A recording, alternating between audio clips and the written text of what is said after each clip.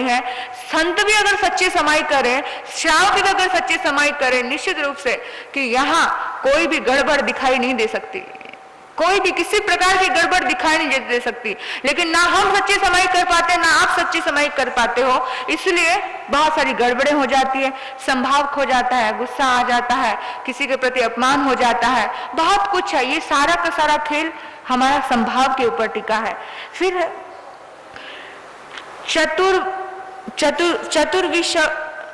विषयत्व से, यानी कि लोगस की आराधना करने से किस फल की प्राप्ति होती है? 24 तीर्थंकरों की आराधना करने से। हम 24 तीर्थंकरों की आराधना करते हैं, हम लोगस की आराधना करते हैं, तो क्या हमें तीर्थंकरों का याद आता है? हम केवल मंत्र जप रहे होते हैं, ऐसे पढ़ रहे होते हैं, बस लोगस उजयग्रेदम तिथरे जनरजनते कहते हैं, बस रट्टम कृष्ण है, लेकिन हमें तीर्थंकर याद नहीं आते। हमें याद नहीं आता कि हम उनको वंदना कर रहे हैं, हम उनकी स्तुति कर रहे हैं। हमें एक एक पल, एक एक शब्द से हमारे भीतर में वो भाव जागृत होना चाहिए, क्योंकि हर सबके साथ वंदे शब्द आया है, जिनम च वंदे जिनम, यानी कि वंदना की जा रही है, उनकी स्तुति की जा रही है, उनके भीतर में जितने भी गुण है उन गुणों का चिंतन किया जा रहा है, लेकिन हम उसके प्रति भाव प्रकट नहीं करते। तो कहते हैं कि 24 तीर्थंकरों की स्तुति से जीव को दर्शन विशोधनीय को प्राप्त होता है, जीव का दर्शन शुद्ध होता है, उसका देखना शुद्ध होता है, उसकी श्रद्धा विशुद्ध होती है। जब व्यक्ति की श्रद्धा विशुद्ध हो, देखना शुद्ध हो, तो उसका ज्ञान अपने आप शुद्ध होता है।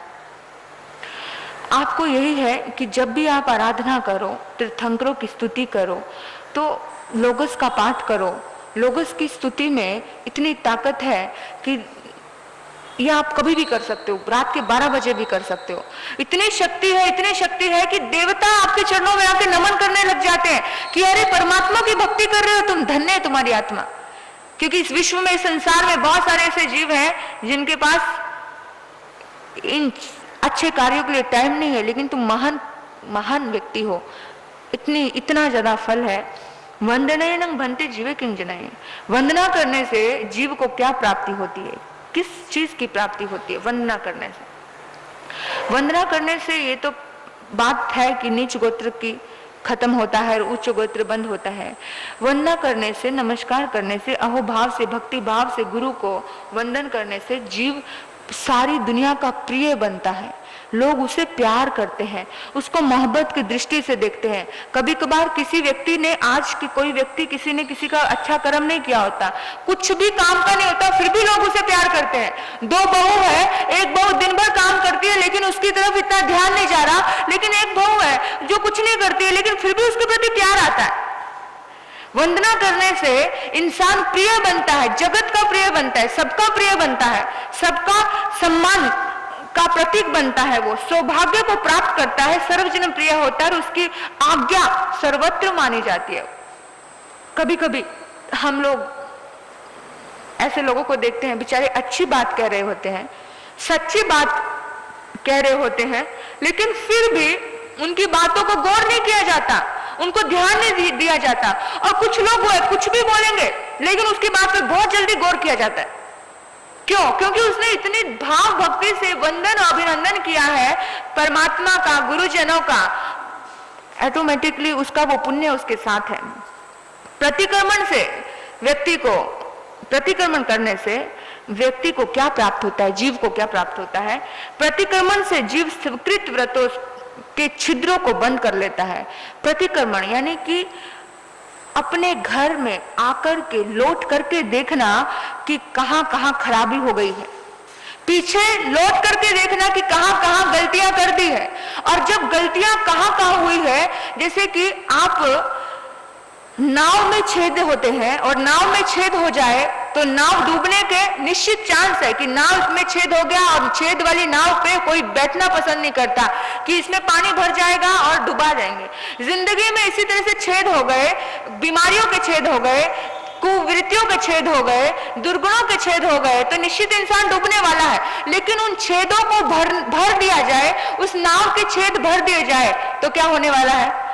तो तो व्यक्ति सुरक्षित पहुंच सकता है किनारे पर। इसी तरह से प्रतिक्रमण वही काम करता है कि खुद के भीतर को देखता है, लौट करके देखता है, आगे नहीं बढ़ जाता, एक बार पूरा देखता है कि भीतर की सफाई तो है ना, साफ है ना, और बार बार लौट करके, हर रोज लौट करके देखता है कि कहीं पर यहाँ कहीं छेद तो नहीं हो गया, कहीं व्रतों का भंग तो नहीं हो गया, कहीं पर मेरे नियमों का भंग तो नहीं हो गया है। तो सारी की सारी डिटेल से जीव करता है, आश्रमों का निरोध करता है, नए कर्मों को रोक देता है।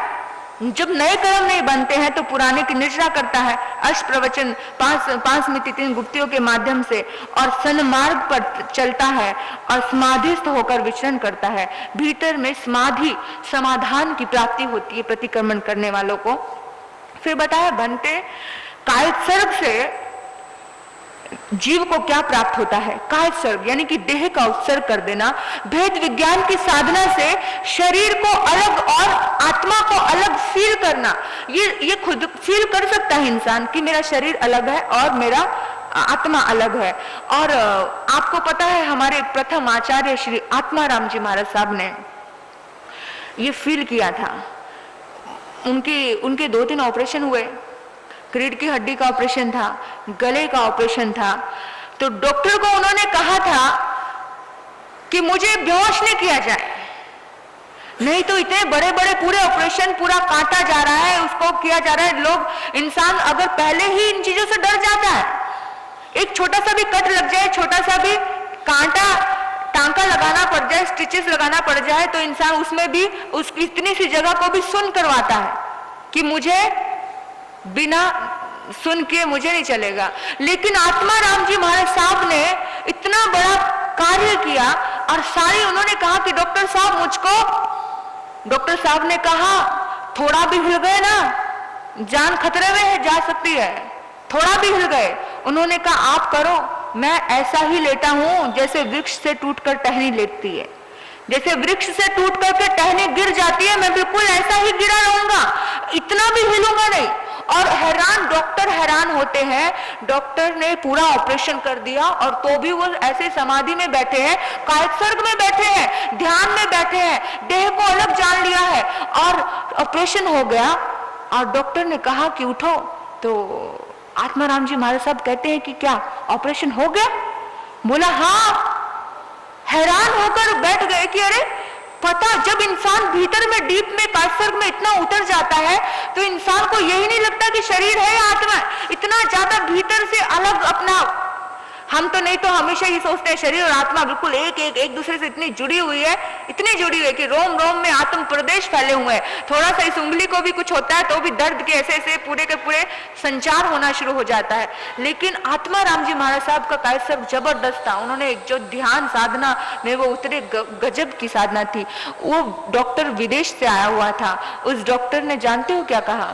उस डॉक्टर ने कहा कि मैंने ईसा मसीह को कभी देखा नहीं, बस चर्च में जाकर उसके सामने प्रेयर की है, लेकिन आज मैंने ईसा मसीह को देख लिया। सोचो, यानी कि इतना ज्यादा कायत्सर्ग से इंसान को शांति की प्राप्ति होती है। भीतर में इतना आनंद आता है कि बाहर में तुम्हारा शरीर भी कट रहा हो तो भी तुम्हें पता नहीं चलता। कायत्सर्ग से इतनी ज्यादा शांति प्राप्त होती है। फिर बोला कि भंते पचखानिनम भंते जीवे किंजनई, पचखान करने से, प्रत्याख्यान करने से जीव को किस चीज की प्राप्ति होती है? फिर बोला कि पचखान करने से जीव के आश्रय द्वारों का द्वार रुक जाते हैं, कर्म के द्वारों से कर्म के द्वार रुकते हैं तो राग द्वेष आदि रुक जाते हैं, उनका निरोध होता है। और जैसे आपने बहुत बार सुना होगा कि जब हम पचखान कर लेते हैं, आप जो नहीं करते हो वो तो पचखान आप जिंदगी भर का कर ही लो, क्योंकि करना ही नहीं है। एक नगरी में एक राजा ने घोषणा की कि मैं नगरी के 7 लोगों को मारूंगा, 7 लोगों को मारूंगा। राजा ने ऐसी घोषणा कर दी थी और राजा की घोषणा से पूरी नगरी डरी हुई है। पूरी नगरी, कौन मरेगा, कौन मरेगा, कौन मरेगा। मैं आपको बता रही हूँ कि पचखान लेने से कितना फायदा होता है, ये बता रही हूँ, एग्जाम्पल दे रही हूँ। और एक एक सूत्र पे मैं कहती हूँ कि पूरे 4-4 महीने चल जाएं तो कम है, लेकिन मैं बहुत फास्ट भाग रही हूँ फिर भी आप लोगों की वजह से, कि आपको शॉर्ट में ज्यादा समझा दूं कि एक नगरी के 7 नगरी के राजा ने 7 लोगों को मारने का चिंतन कर लिया और मैं मारूंगा घोषणा करवा दी। सारे लोग डरे हुए हैं। सब लोग मिलकर के राजा के पास जाते हैं और राजा को कहते हैं कि राजन, आप पूरी नगरी में सिर्फ 7 लोगों को मारने वाले हैं और पूरी नगरी भयभीत है। आप केवल इतना बता दीजिए कि आप कौन सी दिशा के लोगों को मारेंगे। तो राजा ने कहा कि ठीक है, मैं पूर्व दिशा के लोगों को मारूंगा। फिर बोला कि अभी तीनों दिशा के लोग फ्री हो गए कि हमें तो मारने वाले नहीं है, सब भय से मुक्त हो गए। अभी तो भयभीत थे, अभी भय से मुक्त हो गए। अभी पूर्व दिशा के लोग चिंतित है। पूर्व दिशा में लोगों ने सोचा कि पूर्व दिशा में तो इतने सारे लोग हैं, चलो सब मिलकर के जाते हैं और पूछते हैं, राजन आप पूर्व दिशा में कौन से मोहल्ले में मारोगे? फिर मोहल्ले के लोग जाते हैं, बोला अमुक मोहल्ले में। फिर अमुक मोहल्ले में कितनी गलियां हैं, उस गली में कितने लोगों, कौन सी गली के लोगों को मारोगे? तो बोला कि भी इतनी गलियां हैं, उसमें से अमुक अमुक गली के लोगों को मारूंगा। अब सारे के सारे उस पूर्व दिशा के लोग सुरक्षित हो गए, मोहल्ले सुरक्षित हो गए। सिर्फ और सिर्फ क्या हुआ, एक गली बची। एक गली के लोग भी मिलकर के जाते हैं कि आप गली में तो बहुत सारे लोग हैं, आपको केवल 7 लोगों को मारना है। 7 लोगों में कौन कौन लोगों को मारोगे? तो राजा ने कहा अमुक अमुक लोगों को मारूंगा। सारे लोग भय मुक्त हो गए। यानी अभी जब राजा ने बोला था कि 7 लोगों को मारूंगा तो पूरी नगरी भयभीत थी, लेकिन अब बोला कि अमुक नगरी के अमुक गली के, मोहल्ले के गली में इतने इतने ये अमुक, ये नाम लेकर गिनकर छुट्टी दे दी तो सारे के सारे लोग भय मुक्त हो गए। ऐसे ही हमारी जिंदगी, इस दुनिया में हजारों वनस्पतिकाएं हैं, हजारों है, जिसके हम और आप नाम भी नहीं जानते हैं। तो आप यही सोचो, गिनती से हम गिनती नहीं रखते। हम 50 सब्जियां रख ले, हम 100 सब्जियां रख ले, जिंदगी भर में 100 सब्जी से ज्यादा खाई भी नहीं जाती है।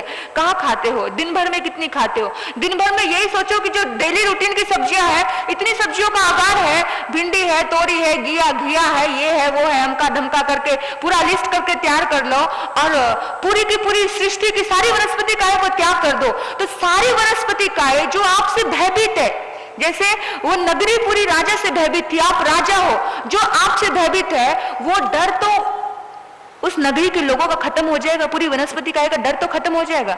अगर आपका नियम नहीं है, आप मांसाहार नहीं करते, आप शुद्ध शाकाहारी हो, लेकिन फिर भी आपने नियम नहीं लिया, लेकिन जो नहीं करते उसका भी नियम लीजिए, क्योंकि वो जीव जब तक हमारी मर्यादाएं, हमारा प्रत्याख्यान नहीं होता, वो जीव हमसे भयभीत होते हैं, वो डरे होते हैं और उनके साथ हमारा प्रेम का अनुबंध नहीं होता, क्योंकि उनके लिए हमने त्याग नहीं किया। जब पता होता है कि त्याग है तो उनके जीवों के पास भी हमारी त्याग की वाइब्रेशन पहुंचती है। तो इसलिए प्रत्याख्यान जरूर कीजिए। अनंत कर्मों की, इस प्रत्याख्यान करने से अनंत कर्मों की निजरा होती है, राग द्वेष खत्म होते हैं। फिर बोला, प्रभु सत्व स्तुति मंगल से जीव को क्या प्राप्त होता है? सत्व स्तुति मंगल, अब इसका मतलब यह है, सत्व का मतलब होता है परिचय और स्तुति का मतलब होता है गुणगान। जिसके साथ आपका परिचय हो उसका गुणगान करना चाहिए, और जिसके साथ परिचय हो उसका गुणगान करने से क्या फल की प्राप्ति होती है। कुछ लोग ऐसे होते हैं जो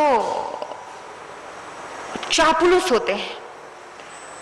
पहली बार किसी से मिले और पता चल गया कि ये व्यक्ति बड़ा दम रखता है, आमदार है, नगर सेवक है, ये है, वो है, बड़ा काम का है, तो बिना मिले उसकी तारीफ करना, परिचय के बिना ही उसकी तारीफ करना, वो है चापलूसी, वो है पाखंड, वो आपकी कर्म की निजना नहीं करता है। लेकिन जिसके साथ आपका परिचय है, आपने उसको देख लिया है, आपने उसको समझ लिया और उसके गुणों की चर्चा करना, मंगल भावों से जो उसके गुणों की चर्चा करता है, ज्ञान दर्शन चारित्र की प्राप्ति की समझ प्राप्त होती है और मोक्ष गति मिलती है, या फिर वैवानिक देव बनते हैं जो एक ही भाव कर करके मोक्ष जाते हैं। यानी कि किसी की जिंदगी में कोई अच्छाई देखो तो उस अच्छाई को जरूर प्रकट करना चाहिए, अपनी जुबान से जरूर बोलना चाहिए, और हम अच्छाई को प्रकट करने वाले ही लोग बने।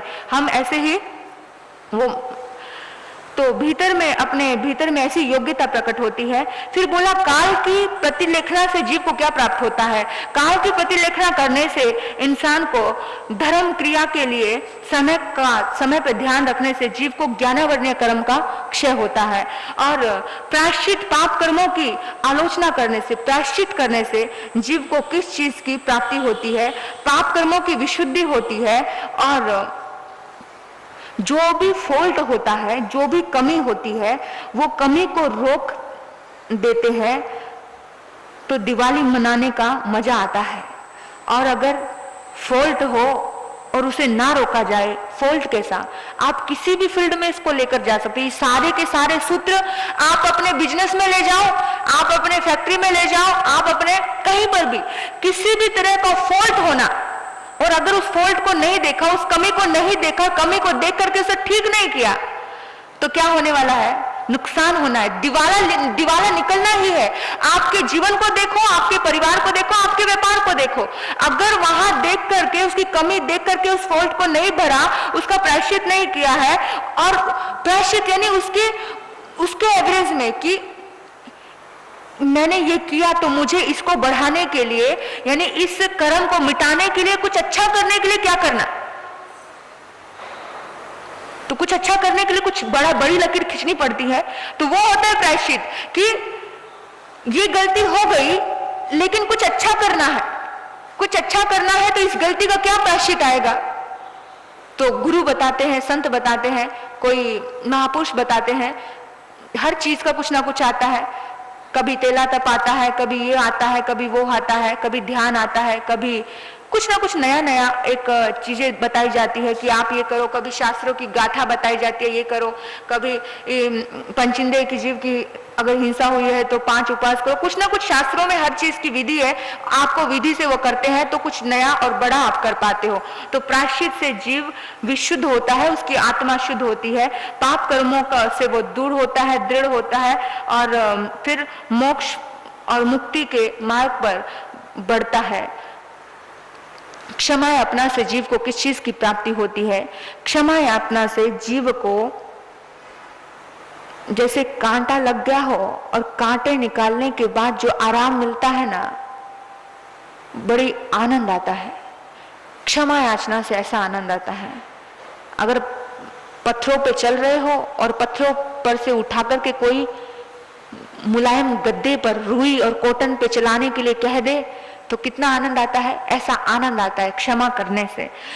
जैसे देखो सामने वाले कांटे देंगे लेकिन वो कांटे भी आप फूल की तरह खिलाते हो। क्षमा के अंदर ऐसी ताकत होती है।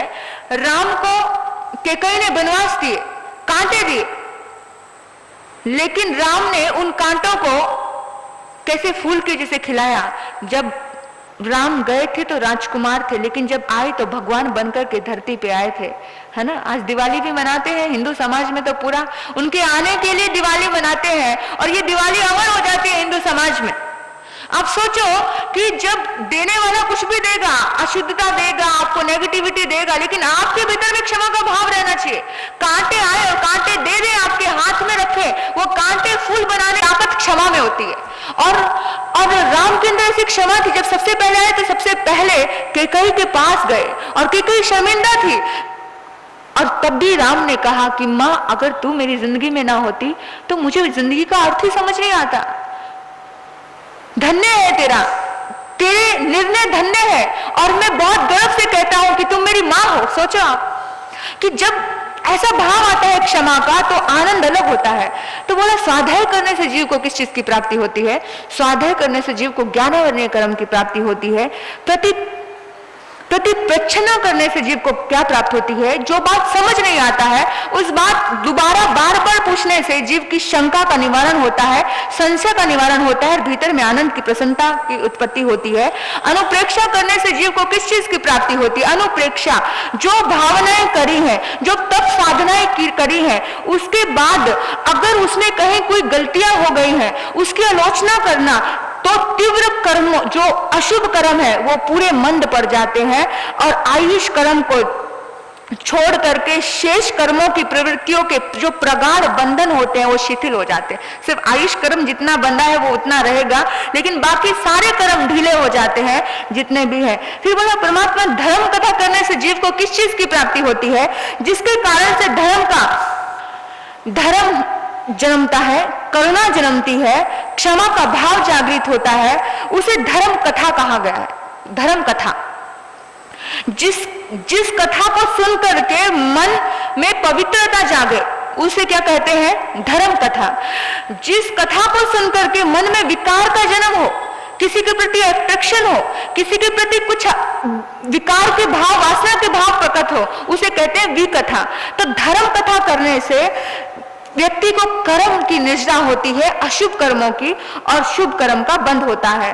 तो शुद्ध आराधना करने से जीव को किस फल की प्राप्ति होती है? अभी आपको बहुत सुंदर प्रश्न का जवाब मिलेगा। देखिए, शुद्ध आराधना, अभी हम लोग क्या कर रहे हैं? आराधना कर रहे हैं। अगर आप शुद्ध देव की, अगर आप स्तोत्र की आराधना की दृष्टि से, यानी स्तुति की दृष्टि से, भक्ति की दृष्टि से अगर आप इसका आराधन करते हो तो आपको कोई समय देखने की आवश्यकता नहीं पड़ती है।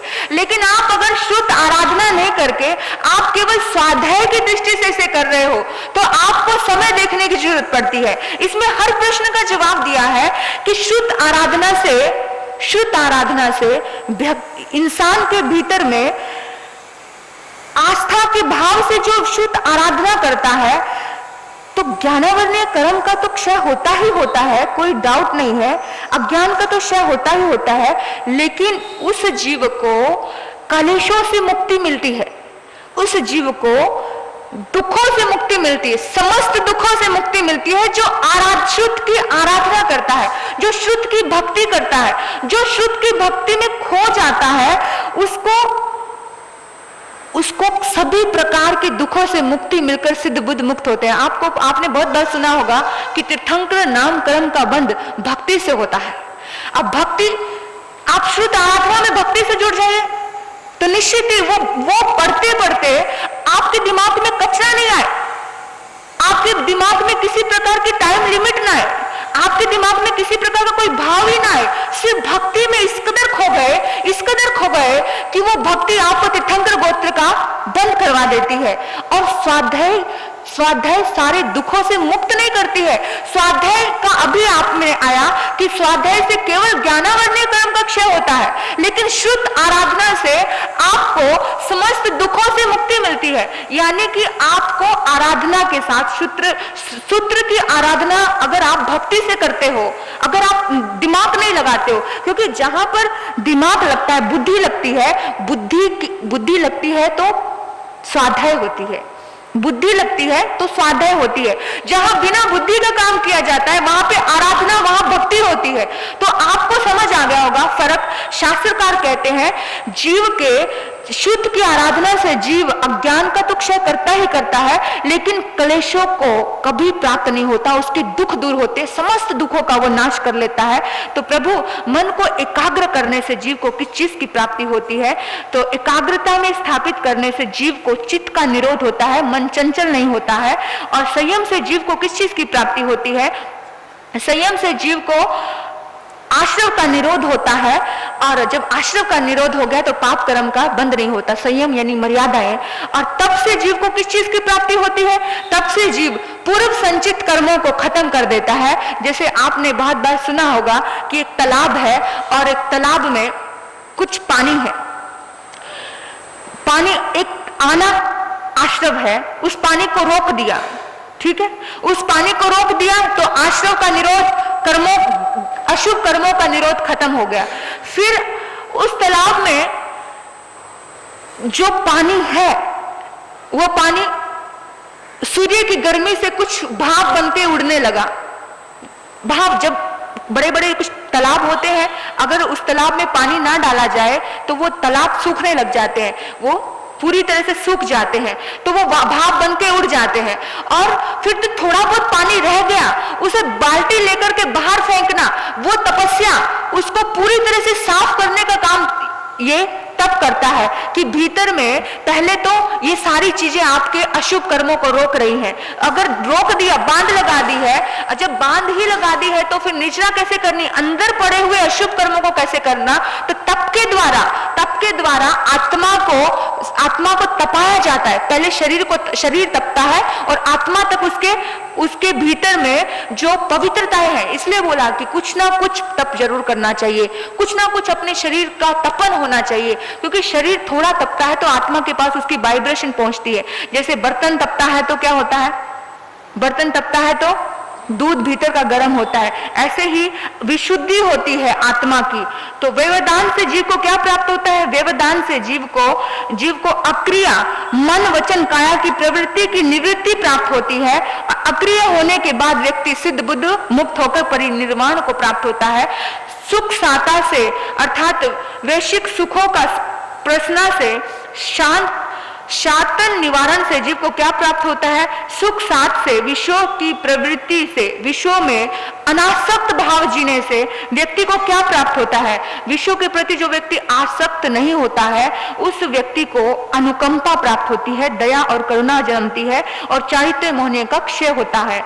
अप्रतिबद्धता से जीव को क्या प्राप्त होता है, अप्रतिबद्धता का मतलब है अनासक्ति, किसी भी चीज के प्रति बंध कर नहीं रहता है। जैसे रिश्तों में बंधना, आज रिश्ते में इंसान बंधता है ना, कुछ लोग एग्रीमेंट आजकल साइन करते हैं कि 2 साल तक तेरे साथ रहूंगा, 3 साल तक, 10 साल तक तेरे साथ रहूंगा, उसके बाद मेरा मन होगा, यानी कि बंधना नहीं, कहीं पर अटकना नहीं, कितने साल रहोगे कि नहीं रहोगे, आजकल तो बहुत ही ट्रेंड चल गया है। लेकिन जो अप्रतिबद्धता से जीवन जीता है, निस्संग होकर के, एकाकी होकर के जो जीवन जीता है, वो एकाग्रचित होता है, दिन और रात सर्वदा विरक्त होकर अप्रतिबद्ध होकर विचरण करता है, वो बंधन में नहीं जीता। और बंधन में तो कितना दुख होता है आपको पता है। अब निस्संग रूप से स्वतंत्र, भीतर की आत्मा इतनी स्वतंत्र होती है वो कहीं बंधना पाता नहीं, और जब स्वतंत्रता की कितनी खुशी होती है सबको पता है। और कहा है कि विविक्त शयनासन से जीव को क्या प्राप्त होता है कि जो व्यक्ति एकांत स्थान में विनाश धर्म को प्राप्त होने वाला होता है, यानी कि वो एकांत स्थान में चारित्र की रक्षा करने की ताकत उसके पास आती है। जो व्यक्ति केवल शयनासन से, यानी कि कोई खुद का ही आसन यूज करता है, जो खुद के ही बिस्तर पे सोता है, जो दूसरे के बिस्तर को यूज नहीं करता है, वो चारित्र धर्म की दृढ़ता से पालन करता है, रक्षा करता है, वो दृढ़ चारित्री होकर एकांत प्रिय मोक्ष को प्राप्त होता है और 8 कर्मों की ग्रंथियों को, गांठों को खोलने में वह समर्थ होता है, निर्जरा करने में समर्थ होता है।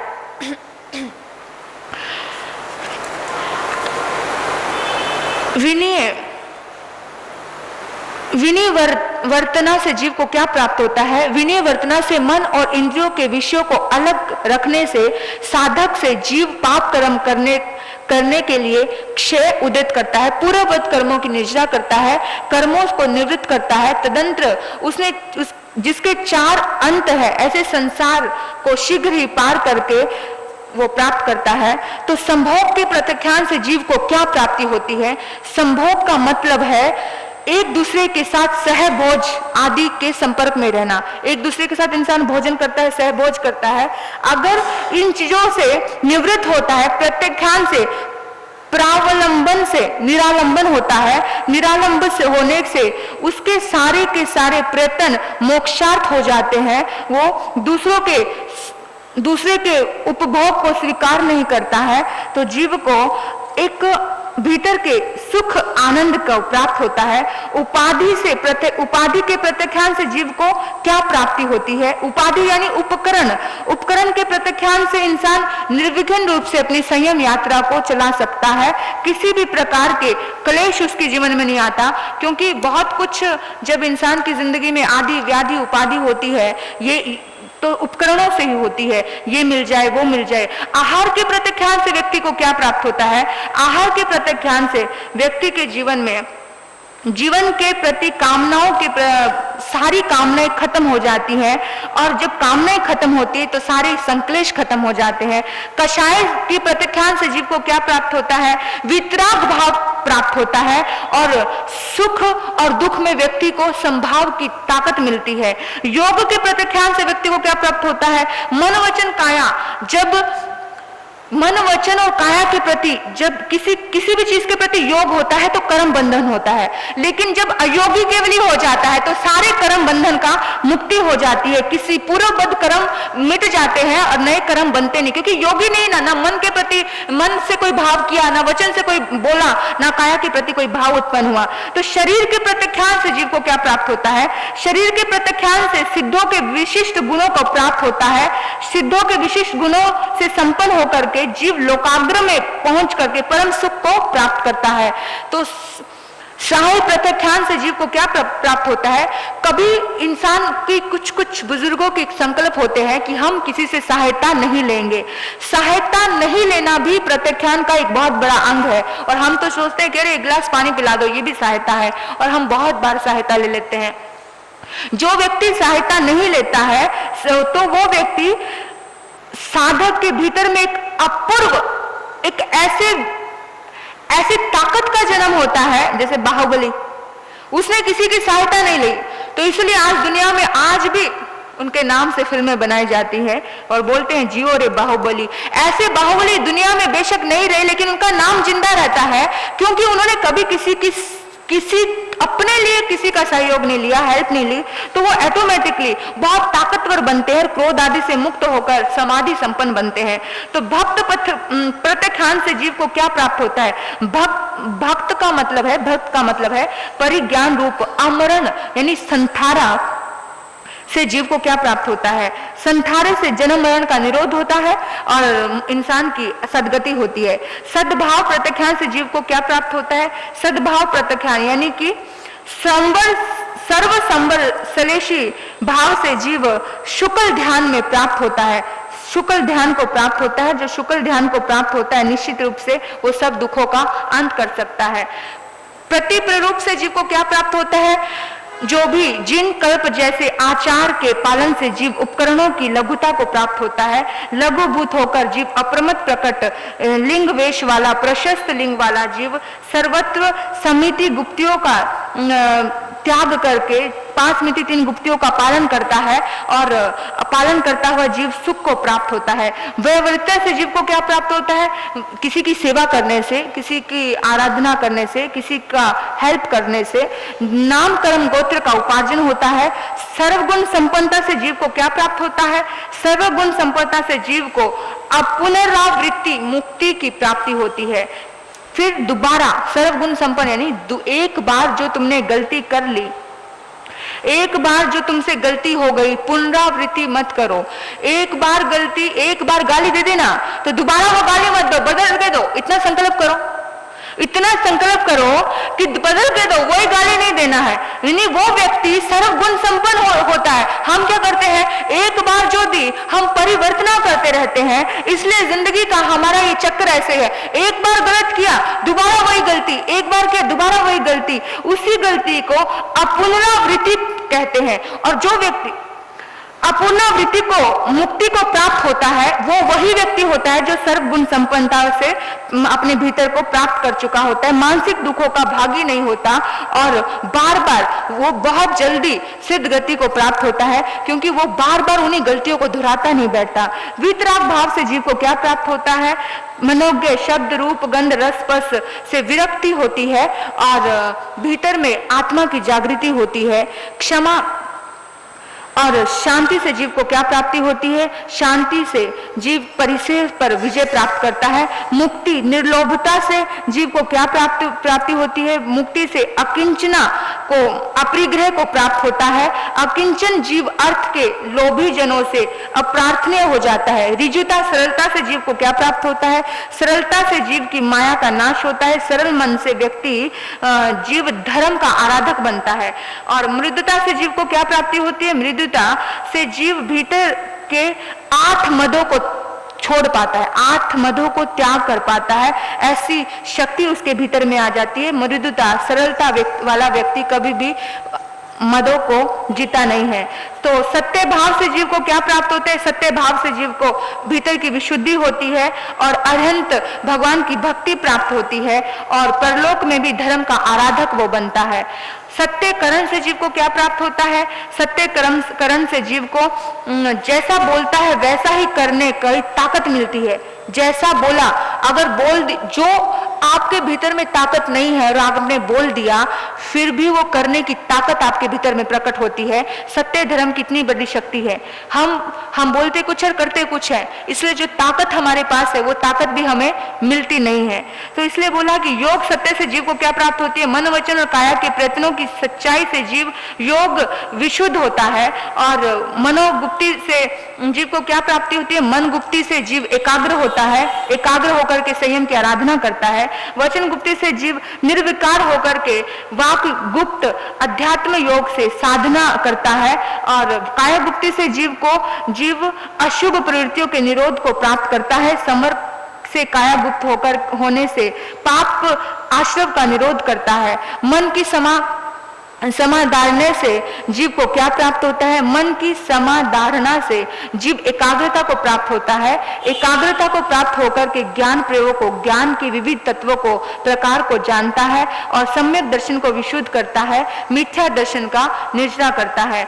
वाक समाधारणा से वचन को स्वाध्याय में भली भांति संलग्न रखने से जीव को क्या प्राप्त होता है? तो वचन को अपने धर्म में स्वाध्याय में स्थित करने से विविध प्रकार की विशुद्धि इंसान करता है। वाणी के विषयभूत दर्शन से उसको शुद्धि मिलती है। बोधि की दुर्बलता उसको दुर्लभ बोधि प्राप्ति होती है। काया के समाधरणी से इंसान को क्या प्राप्त होता है? काया से चारित्र के विविध प्रकार की विशुद्धि होती है। सभी प्रकार के चारित्रों की विशुद्धि होती है। पांचों चारित्र विशुद्ध होकर के सभी दुखों का अंत जीव करता है। ज्ञान से जीव को क्या प्राप्ति होती है? ज्ञान संपन्नता से जीव के भावों को जानना।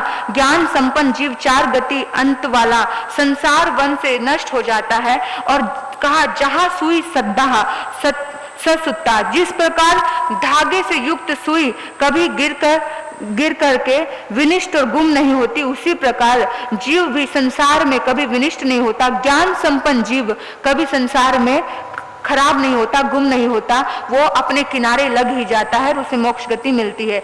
ज्ञान विनय तप चारित्र योगों से उसकी संपन्नता प्राप्त होती है। दर्शन संपन्नता से जीव को क्या प्राप्त होता है? संसार के हेतु मिथ्यात्व का छेदन करता है। उसके बाद सम्यक्त्व का प्रकाश बुझता नहीं है। जैसे कि सम्यक्त्व दर्शन से अब हमारा ये शरीर है, ये शरीर एक दीपक है और भीतर में एक ज्योत जलती है। भीतर में आत्मा के भीतर एक ज्योत जलती है, एक प्रकाश जो कभी बुझता नहीं है। विशुद्ध ज्ञान अगर प्रकट होता है, दर्शन संपदा, भीतर का प्रकाश हमेशा जागृत रहता है और वो आत्म सात अपने सभी भीतर के प्रकाशों को विचरण करता है, विचरण करता हुआ आत्म सात करता हुआ विचरण करता है। चारित्र संपन्नता से जीव को क्या प्राप्त होता है? शैलशी भाव प्राप्त होता है। मेरु पर्वत के समान अकंप स्थिरता को प्राप्त होता है। इतना स्थिर होता है जैसे मेरु पर्वत स्थिर होता है, कभी भी डगमगाता नहीं है। इससे चारित्र से इंसान को भीतर में इतनी ज्यादा एकाग्रता आती है, शैलेशी भाव को प्राप्त होता है और शैलेशी भाव सिद्ध बुद्ध मुक्त होता है, परिनिर्वाण को प्राप्त करता है। वो जीव अंत में दुखों का अंत करता है।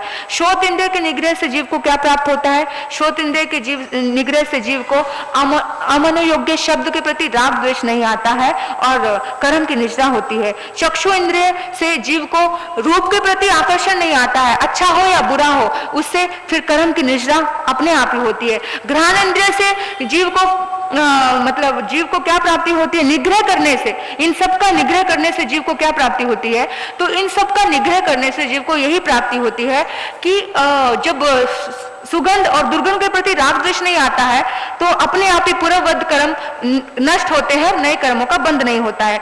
जीवा रसना इंद्रिय से जीव को किस चीज की प्राप्ति होती है? निग्रह करने से। तो रसना इंद्रिय में रसों के प्रति राग द्वेष प्रकट नहीं होता है और ऐसे ही पूर्ववद कर्म निर्जरित होते हैं और नए कर्मों का बंधन नहीं होता है। स्पर्श इंद्रिय से जीव को किस चीज की प्राप्ति होती है? निग्रह करने से। तो जीव मनोज्ञ अमनयोग्य स्पर्श के होने से राग द्वेष नहीं मिलता। कठोर स्पर्श आ गया तो द्वेष आ गया, कोमल स्पर्श आ गया तो राग आ गया, तो ये सब चीजें नहीं होती है और इसलिए कर्म का बंधन नहीं होता, क्योंकि स्पर्श इंद्रिय का निग्रह किया है और कर्म का बंधन नहीं होता, अशुभ कर्मों का बंधन नहीं होगा तो सिद्ध बुद्ध अच्छा इंसान गति प्राप्त होती है। क्रोध के विजय से जीव को शांति की प्राप्ति होती है, क्रोध वेदनीय कर्म का बंध खत्म होता है, पूर्ववत कर्मों की निष्ठा होती है। मान से जीव को मान वेदनीय कर्म के बंधन खत्म होते हैं और पूर्ववत कर्मों की निष्ठा होती है। माया पे विजय प्राप्त करने से व्यक्ति के भीतर में निर्जता आती है, सरलता आती है। भंते लोभ के विजय प्राप्त करने से क्या होता है, जीव संतोषी होता है। और अंतिम प्रश्न परमात्मा से पूछा कि भंते प्रेम राग द्वेष और मिथ्या दर्शन के विजय से जीव को क्या प्राप्ति होती है। मिथ्या दर्शन के विजय से जीव ज्ञान दर्शन और चारित्र की आराधना के लिए उद्यत होता है, 8 प्रकार के कर्मों की ग्रंथि को क्षय करता है, भीतर के सारे गांठों को खोल करके मोहनीय कर्म की 28 प्रकृतियों को क्रमशः क्षय करता है, 11 वर्णीय दर्शनावर्णीय सारी की सारी अंतराय यानी सारे 8 कर्म को क्षय करता हुआ वो व्यक्ति सिद्ध बुद्ध मुक्त होता है। तो ये हमारा 29वां शिखर अध्ययन आज समाप्त होता है और आपने बड़ी धैर्य से इसे सुना, क्योंकि ये मैं भी बहुत भागी हूँ और आप सभी का अनुमोदन है इतने धैर्य से शांति से सुनने के लिए, क्योंकि इसके प्रति ये इतना बड़ा अध्याय है। इस अध्याय को जितना भक्ति से आपने सुना, उस भक्ति से आपकी शुद्ध आराधना हुई। शुद्ध आराधना जब होती है तो सारे दुखों से मुक्ति होती है। तो बस हमें समस्त दुखों से तो मुक्ति प्राप्त करनी है, कुछ भी ना हो, केवल श्रद्धा और भक्ति से शुद्ध आराधना करना, समस्त दुखों से मुक्ति हो जाएगी। क्योंकि स्वाध्याय के लिए दिमाग लगाना पड़ेगा, रटना पड़ेगा, ये करना पड़ेगा। यहाँ कुछ नहीं है, यहाँ पर आनंद तानंग कछुए जानम, केवल सेठ वचन प्रमाणम, ऐसा भी भाव आ गया कि जो परमात्मा ने बोला बस वो सत्य है और वही मेरा जीवन है। भक्ति से आ गया तो निष्ठा हो जाएगी। आपको पता है वो सेठ का, आपने नवकार महामंत्र का, कि वो नवकार मंत्र भूल गया, सिर्फ ये बोलता रहा आनंद तानंग कछुए जानम और देवलोक गमन होता है, देवता बनता है जाकर के। बस हमारे अहोभाव से, भक्ति भाव से आपने इसे सुना, अनुग्रहित। धन्यवाद। ओम शांति, ओम शांति।